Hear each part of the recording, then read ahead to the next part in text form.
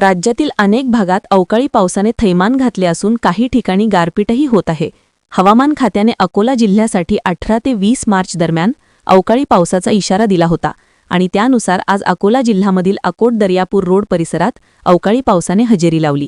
या भागात काही ठिकाणी गारपीटही झाली आहे। सध्या अकोला जिल्ह्यातील अनेक भागात शेतकऱ्यांची गहू काढणी सुरू होण्याच्या टप्प्यावर आली आहे। मात्र अचानक झालेल्या या अवकाळी पावसामुळे आणि गारपिटीमुळे गव्हाच्या पिकाचे मोठे नुकसान होण्याची शक्यता वर्तवली जात आहे।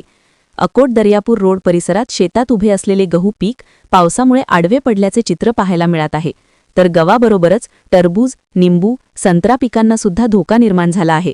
यामुळे आधीच आर्थिक अडचणीत असलेल्या शेतकऱ्यांमध्ये चिंता वाढली असून शासनाने तातडीने पंचनामा करून नुकसान भरपाई द्यावी अशी मागणी शेतकऱ्यांकडून करण्यात येत आहे। जिल्ह्यातील इतर भागातही हवामान ढगाळ असून पुढील काही तासांमध्ये पावसाची शक्यता नाकारता येत नसल्याचे सांगितले जात आहे। याविषयी आपले मत काय नक्की कमेंट बॉक्समध्ये देऊन कळवा। महाराष्ट्र मेल चॅनलला लाईक आणि सबस्क्राईब केलं नसेल तर सबस्क्राईब करा। Maharashtra mail bureau report.